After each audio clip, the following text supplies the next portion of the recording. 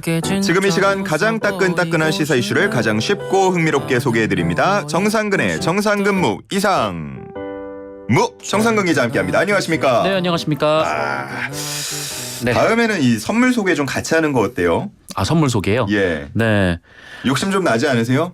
아, 네. 점점 영역이 늘어나는 것 같은 기분이 드는 건 뭐죠? 네. 네, 받아주셔서 감사합니다. 네. 오늘 그 청취자 퀴즈 짧게만 다시 한번 보고 가면 네네. 지난 주말에 퀸 엘리자베스 콩쿠르에서 우승했다는 한국인이 우승했다는 소식이 들어왔어요. 네. 예, 아시아 남성 그 성악가로는 최초로 우승을 한 건데 김태한 씨고요. 음역대를 맞춰달라라는 거였거든요. 네네. 네, 베이스의 깊은 음색과 테너의 화려함을 동시에 느낄 수 있는 음역대. 참고로 뭐 참고를 할 만한 말은 아니지만 제가 예전에 성악을 잠깐 수업을 받을 때 정말요? 선생님께서 너는 여기다 이렇게 얘기했던 곳입니다. 네. 예, 1번 바리톤, 2번 바리스타, 3번 마라톤, 4번 플랑크톤인데요. 힌트를 하나 주세요. 이현웅 아나운서가 적합하다라고 한다면 네. 2번 바리스타요? 커피향이 무슨 나시잖아요. 자격증이 없어요. 네. 눈을 뜨기 힘든 어때요? 네. 눈을 뜨기 정말 힘드네요. 네, 알겠습니다. 여기까지 하죠. 네. 예. 샵 연구사옵니다. 정답 아시는 분은 바로 정답을 보내주시면 되겠습니다. 오늘 첫 번째 주제 국민의힘 5인회 설왕설래입니다. 네. 이용호 의원 야심차게 좀 얘기를 한 것 같은데 네. 결국 그랬었죠. 논란이 되고 문제가 되면서 발언을 취소하고 사과하겠다고 했습니다. 네. 어떻게 보십니까? 네. 이용호 의원의 이 발언이 지난달 30일에 나왔던 발언인데요. 이 CBS 라디오에 출연해서 했던 발언이거든요. 네. 근데 당시 라디오 진행자가 던졌던 질문이 뭐였냐면 이 태영호 최고위원이 사퇴를 한 후에 이 국민의힘 내부에서 이제 최고위원 보궐선거가 진행이 되고 있는데 그렇죠. 분위기가 왜 이렇게 달아오르지 않냐 좀 이런 질문이었어요. 그렇죠. 전에 뽑을 때 생각해 보면 굉장히 치열했잖아요. 네. 현역은 한 명도 없었고 지금 원외 인사 몇 명만 등록을 했던 상황이다 보니까 왜 이렇게 달아오르지 않냐라는 질문이었는데 이 질문에 대한 답이 굉장히 좀 놀라웠던 거죠. 예. 그러니까 이용호 의원이 뭐라고 했냐면 최고위원회가 사실 들러리라는 얘기가 있다라고 얘기를 하면서 이 중요한 핵심 의제 결정은 다른 데서 하는 것 아니냐 이런 얘기가 있다라고 얘기를 했고요. 그러니까 한마디로 이 당이 당원들이 선출한 공식 의사결정 기구가 아니라 이 비선을 통해서 움직이고 있다라는 얘기여서 이게 좀 상당히 논란이 될 수밖에 없는 얘기였고 그 다른 곳이 바로 이용호 의원은 5인회라고 표현을 했던 거죠. 그 5인회의 5인이 누구인지는 말하지 않았는데요. 이 발언이 나오자 당내에서 좀 상당히 논란이 됐고 김기현 대표 같은 경우에는 일고에 가치가 없는 얘기 이렇게 일축을 했습니다. 결국 이용호 의원은 어쩌다가 튀어나온 잘못 나온 어이다라고 얘기를 했고요. 지도부에 사과를 하기도 했습니다. 잘못 나왔다고 하기에는 그 워딩 자체가 5인회 이게 갑자기 나올 수 있는 용어는 아닐 수도 있을 것 같다는 생각이 드는데 그렇죠. 그래서 그 이후에 이제 많은 궁금증을 낳고 있지 않습니까? 네. 추측들도 좀 난무한 것 같은데요. 여러 가지 추측이 나오고 있죠. 한마디로 이제 당내 주류 인사들의 좀 압박이 있었던 거 아니냐 좀 이런 얘기들도 나오고 있는데 우리나라는 뭔가 좀 비선으로 취급되는 조직에 숫자가 붙는 경우가 참 많거든요. 그렇죠. 과거 이제 박근혜 정부 때 이제 7인회라는 얘기가 있었고 또 이제 십상시라는 말이 한때 좀 회자가 되기도 했었죠.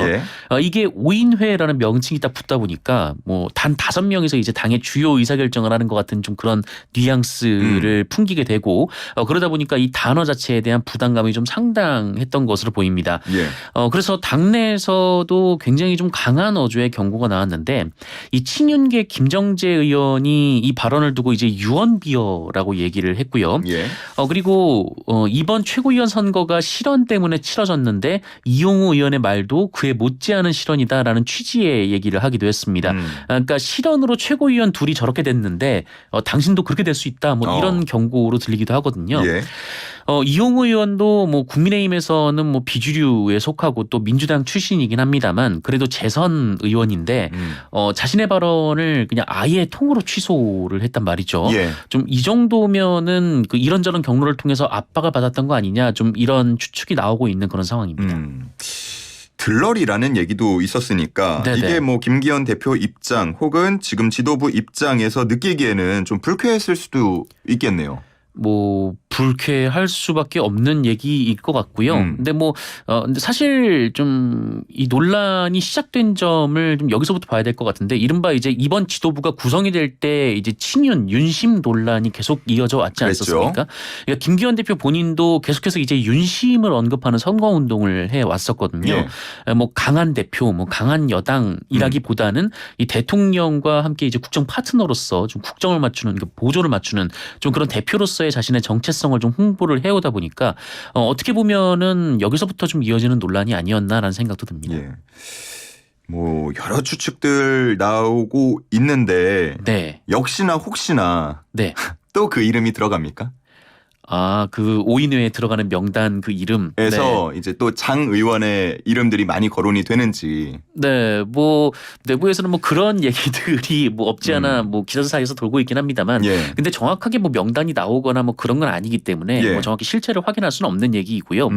뭐 일단 지금 뭐 언론을 통해서 이제 공개적으로 거론되는 이름들은 뭐 이철규 의원이라든지 뭐 박대출 의원 뭐 이런 분들의 이름이 거론이 되고 있긴 합니다. 근데 다만 이철규 의원은 사무국장 이거든요. 또 박대출 의원은 정책위 의장이기 때문에 또 이분들을 비서원이라고 하기에는 좀 그렇죠. 예, 뭐 당직을 맡고 있으니까요, 다들. 애매한 측면이 있죠. 뭐 그러다 보니까 뭐 이준석 전 대표 같은 경우에는 뭐 지금 돌고 있는 명단은 아마 이 김기현 대표가 둘러댄 명단일 것이다. 뭐 이런 주장을 하고 있고, 명단이 따로 있을 것으로 본다. 뭐 이런 말을 하기도 했습니다. 따로 있을 것으로 보고 공개를 하겠다는 얘기도 한 것 같던데. 네, 뭐 공개를 하겠다라고 얘기는 했습니다만, 네, 아직 뭐 공개는 하지 않고 있는 상황입니다. 할까요? 글쎄요. 말은 일단 꺼내놓은 것 같은데 분위기가 공개하면 조금 더 파장이 커지지 않겠습니까? 네, 뭐 굉장히 뭐 당내에서 파장이 커질 것 같고요. 뭐 아무래도 지금 뭐 이제 비공개적으로 거론되는 이야기들은 굉장히 뭐 예전에도 좀 거론이 되었던 이름들이 좀 눈에 좀 띄고 있는 상황이어서, 네. 근데 그분들이 뭐 실제로 5인회인지 아닌지 뭐 그거는 뭐 아무도 알 수 없는 그런 상황이고요.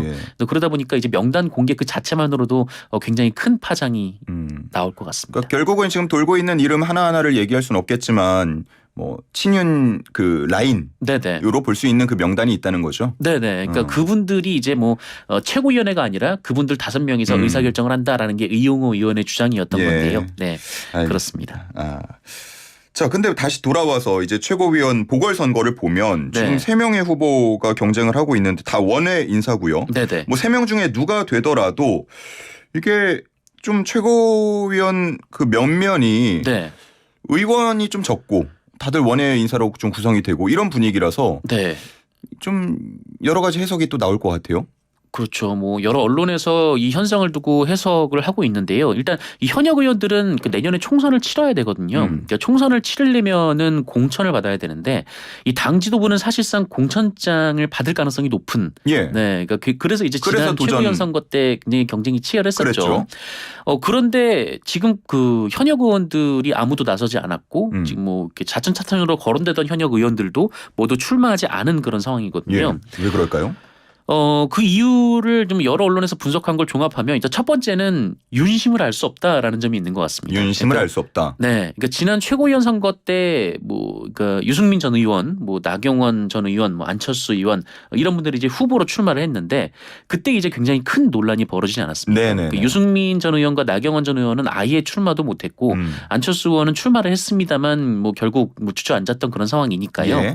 그래서 이 대통령실이나 당 지도부가 혹시 은연중에 지지하는 후보가 있다면 이 본인이 출마를 해봤자 또 내쳐질 가능성이 있을 수 있다. 겁을 좀 덜컥 먹은 거군요. 그렇죠. 최고위원 선거에 출마를 하려면 수천만 원의 기탁금을 내야 됩니다. 그래서 그 돈만 날릴 수가 있다라고 판단했을 수도 있다는 거고, 또 하나는 이 현 지도부가 가지고 있는 위상과 관련돼 있을 것이다라는 분석도 있는데 이 대통령과 당 지지율이 좀 높게 나오지 않다 보니까 그러니까 지도부에 합류해서 예선은 통과하더라도 이것이 본선에서는, 그러니까 민주당과의 경쟁에서는 오히려 리스크가 될 수 있다. 뭐 이런 판단도 했을 수 있다. 뭐 이런 분석도 있습니다. 꼬리표나 낙인처럼. 네, 그러니까 아무래도 이제 최고위원을 하다 보면은 또 지역구 관리가 쉽지 않겠죠. 아무래도 이제 서울에 계속 있다 보니까 뭐 그런 부분도 좀 고려가 됐던 거 아니냐. 좀 이런 분석들이 나오고 있습니다. 알겠습니다. 자, 두 번째 주제로 넘어가 보겠습니다. 최근에 노정 갈등 깊어지면서 뭐 이를 둘러싼 정치권 공방도 치열한 상황인데 윤석열 정부가 좀 노조에 대해서 지금과 같은 태도를 견지하는 배경 어떻게 봐야 할까요? 그러니까 지난해 이제 화물노조 파업 당시에 윤석열 대통령의 지지율이 좀 굉장히 많이 떨어지던 상태에서 좀 반등을 했다라는 점에서 기인한 대응 아니냐 좀 이런 얘기들이 많은 것 같습니다. 아무래도 이제 노동조합에 대한 일반 국민들의 인식이 좋지 않다라는 점에서 한마디로 좀 범죄자 대하듯 대하고 좀 강하게 압박을 한다면 이 국민들이 이 부분에 대해서 좀 응원을 보내주지 않을까 좀 이런 판단을 했던 거 아니냐 좀 그런 분석들이 나오고 있는 것 같습니다. 뭐 지금 상황을 보고 바라보는 시각마다 다들 의견은 좀 제각각인 상황인데 네. 어쨌든 뭐 캡사이신, 뭐 최루액, 진압봉 이런 것들이 다시금 언론 뭐 영상 등등을 통해서 전해지면서 좀 과거로 돌아간 것 같다. 뭐 이런 얘기들도 좀 나오는 상황 같아요. 뭐 그렇습니다. 뭐 과거에 이제 이명박 박근혜 정부 당시에 시위에 대한 과잉 진압이 몇 차례 좀 논란이 된 적이 있었거든요. 특히 이제 박근혜 정부 때 이제 백남기 농민께서 이제 그 물대포에 맞고 좀 사망하는 일이 있었기 때문에 그래서 문재인 정부가 출범한 이후 이제 경찰의 집회 시위 관리는 좀 가급적 그 평화롭게 그 좀 정리를 하는 식으로 좀 대응 규정이 바뀌었다라고 합니다. 그러니까 왜냐하면 이제 폴리스 라인을 넘어와서 저도 이제 집회 취재를 몇 번 많이 갔습니다만 그때 폴리스 라인을 앞두고 양측이 굉장히 좀 갈등이 고조가 돼 있는 상황인데 여기서 뭐 물대포가 나오거나 캡사이신이 분사가 되면 시위대가 굉장히 흥분을 하는 경우가 많거든요. 그러다 보면은 서로 부상자가 속출하게 되는 일들이 벌어지는데 그것보다는 좀 경찰에서 뭐 그 당시 시위 그 관계자와 좀 대화를 할 수 있는 경찰을 배치를 해서 좀 폴리스 라인을 치고 좀 넘어오면 자제를 자체적으로 좀 요청하는 식으로 좀 그렇게 대응 규정이 좀 바뀌었었다라고 하더라고요. 근데 지금 이제 그 다시 뭐 캡사이신이 나오고 이제 물대포 얘기도 이제 심심치 않게 거론이 되고 있는 좀 그런 상황인데 이제 국민의힘이나 대통령실에서는 좀 그렇게 시위를 봐주는 식으로 대응을 하다 보니까 시민 불편이 오히려 더 가중됐다. 그러니까 집회나 시위가 없이 끝낼 수 있는 사안이 오히려 집회 시위에 의존하게 되는 그런 상황이 만들어졌다. 좀 이런 주장을 하고 있는 것 같습니다. 현장에 가보면 어떤가요? 정말 좀 분위기가 무섭고 그런가요? 그러니까 뭐 경찰과 좀 어떻게 뭐 충돌이 있느냐 없느냐에 따라서 좀 달라질 것 같은데요. 근데 최근에 집회 시위 같은 경우에는 뭐 국민들께서도 뭐 이제 그 약간 좀 물리적으로 뭐 물리적 충돌이 일어나거나 그런 상황을 많이 좋아하지 않으시기 때문에 좀 이제 집회가 신고가 이루어지면 최대한 그 신고 안에서 끝내는 것들이 좀 굉장히 좀 많았었습니다. 그래서 뭐 그렇게 최근에는 뭐 이렇게 큰 충돌 같은 거는 없었던 것 같은데 근데 뭐 앞으로 뭐 이제 캡사이신이 등장을 하거나 이제 물대포가 등장을 하게 되면은 좀 집회 시위의 양상이 좀 달라질 수도 있겠죠. 알겠습니다. 뭐 비교적 민주노총보다는 사회적 대화에 나서는 편이었던 한국노총까지도 경사노위 탈퇴 여부를 논의할 예정이다라는 얘기까지 나옵니다. 네. 뭐 이어서 김문수 이제 위원장의 또 거취 여부 이런 얘기도 나오고 있는 상황 같은데 이게 정말 이렇게 된다면은 더 양극으로 가는 거 아닌가요? 뭐 그렇죠. 말씀하셨듯이 지금 민주노총은 일찌감치 이제 경사노위를 탈퇴를 했는데 한국노총은 남아 있었거든요. 그런데 그 최근에 좀 그 논란이 됐던 이 진압봉 진압 과정이 이 당사자가 한국노총 소속이었습니다. 그렇죠. 그래서 또 대통령실의 좀 노조에 대한 비판이 좀 이어지다 보니까 이 한국노총도 경사노위 탈퇴를 검토하고 있고 이 결정이 내일 모레 나올 것으로 알려져 있는데요. 이 만약에 한국노총이 탈퇴한다면 이 윤석열 정부가 추진했던 이 대화 타협 을 통한 노동개혁은 좀 사실상 당분간 물 건너간 거 아니냐 좀 이런 지적들이 나오고 있습니다. 민주당은 탄압 대응 TF 구성했고요. 반인권적 노동자 탄압 규탄 기자 간담회까지 열었습니다. 그런데 일각에서는 이 노정 갈등을 두고 좀 길게 이어서 결국은 총선 전략으로 활용하는 거 아니냐 뭐 이런 얘기까지도 나오고 있어요. 이게 뭐 야당뿐만 아니고 여당도 마찬가지고요. 네네. 기자님 어떻게 보세요? 아무래도 이제 총선에서 이 조직된 노동조합의 힘을 뭐 무시할 수는 없는 상황이죠. 그러니까 뭐 한국노총 같은 경우에도 뭐 조합원 수가 100만 명이 넘거든요. 그러니까 뭐 아주 단순하게 그냥 4인 가구 기준으로 보면 이제 400만 명이 한국노총과 이제 직간접적인 영향이 있는 건데 그렇게 되면 이제 전체 인구의 10%에 해당하는 거죠.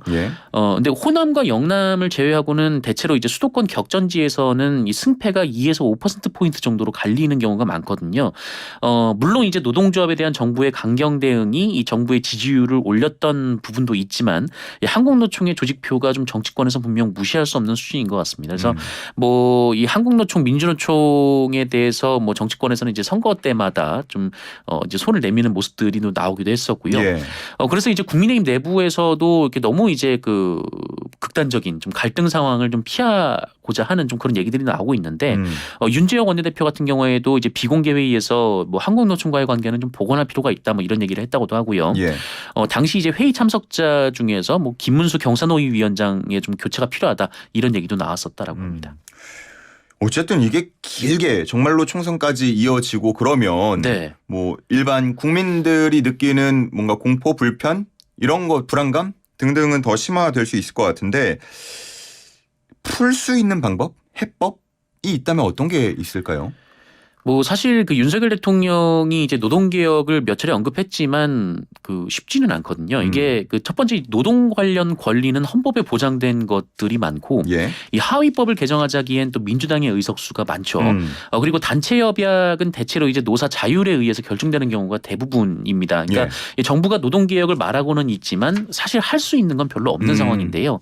그래서 노동개혁이 진짜 성공을 하려면 이게 정말 필요하다면은 이제 사회적 대타협이 필요한 건데 지금 분위기는 좀 그렇진 않은 상황이죠. 뭐 그런 상황이기 때문에 뭐 좀 앞으로 좀 상황이 어떻게 되는지 좀 지켜봐야 될 것 같습니다. 알겠습니다. 뭐 이게 정말 명쾌한 해법이 있다면 얼마나 좋겠습니까? 네. 지금 그 해법이라는 게 좀처럼 잘 보이지가 않는 상황이기 때문에 정치권에서 더 마음을 열고 좀 노력을 해 주십사 이렇게 부탁을 드리고 싶고요. 마지막 주제로 가보도록 하겠습니다. 선관위의 특혜 채용 의혹. 뭐 아빠 찬스가 그동안 논란이 됐었는데 네. 이른바 형님 찬스 의혹까지 지금 나오고 있는 상황입니다. 감사원 감사를 받지 않겠다 이렇게 말을 했는데 왜 이렇게 거부하는 겁니까? 감사원 감사는? 뭐 선관위 입장은 이런데요. 그러니까 선관위는 뭐 행정기관이긴 하지만 좀 위상이 좀 상당히 독특한 면이 있습니다. 그러니까 이 담당 업무가 이제 선거 관리, 그러니까 공정선거를 관리하는 업무이고 이 행정부와 입법부가 바로 그 선거를 통해서 선출이 되다 보니까 이제 행정부나 입법부에 휘둘리는 모양새가 나오면 이 선거 관리에 논란이 생길 수밖에 없다라고 보고 있는 거죠. 그래서 이제 선관위원장은 이제 대법원에서 맡고 있는 상황이기도 하고요. 그런데 감사원은 아무래도 좀 행정부의 영향을 강하게 받고 있고 특히 이제 최근 감사원의 감사가 좀 몇 차례 논란이 된 적도 있다라고 선관위 보고 있는 것 같습니다. 그래서 선관위는 이제 헌법에 이 감사원이 이제 행정기관 그 공무원의 직무에 대한 감찰을 하긴 하지만 선관위는 이제 독립적인 헌법기관이기 때문에 이 감사원의 감사를 받는 게 맞지 않다라는 입장이고요. 대신 이제 권익이라든지 이제 국회 국정조사는 수용하겠다라는 입장입니다. 반면 감사원에서는 이 감사원법에 따르면 뭐 이제 제외가 되는 기관들이 몇 군데 있는데 이 선관위는 그 대상이 아니고 또 선관위는 행정기관이기 때문에 감사원의 감사를 거부할 권리가 없다라고 맞서고 있습니다. 헌법기관이냐 행정기관이냐 뭐 등등의 여러 가지 쟁점이 있는 상황이고 그리고 이제 또 하나의 쟁점이 되는 게 노태학 선관위원장의 거취 여부입니다. 뭐 김기현 대표는 선관위와 민주당의 관계를 공생적 동업관계라고 표현을 하면서까지 좀 얘기를 하는 상황인데 거취 뭐 어떻게 될까요? 일단 노태학 선관위원장은 사퇴하지 않겠다라는 입장을 밝힌 그런 상황이고요. 이제 민주당에서는 뭐 특정 정당이 선관위원장 사퇴를 요구하는 건 이제 선관위를 장악하려는 시도다 좀 이렇게 비판을 하고 있습니다. 이제 반면에 이제 그 김기현 대표 같은 경우에는 이제 선관위가 감사원 감사도 거부하고 계속 이렇게 버티고 있는 것이 좀 굉장히 좀 논란이 있고 그리고 이제 그 선관위의 그동안에 이제 선거 그 관리 그런 상황이 좀 의심스럽다는 얘기를 하기도 했는데요. 굉장히 좀 앞으로도 논란이 될 것 같습니다. 국정조사에는 여야가 같이 뜻을 모았는데 지금 뭐 범위를 보면은 좀 신경전이 벌어지는 것 같아요. 어쨌든 자녀 특혜 채용 의혹 최근에 나오고 있는 이 의혹에 대해서는 보자라는 건데 민주당은 여기 이것만 보자라는 거고 여당에서 국민의힘 측에서는 이전에 있었던 북한발 선관위 해킹 시도에 대한 국정원의 보안점검 거부 사태까지 좀 확대하자 이렇게 말을 하고 있습니다. 어떻게 결론이 날까요?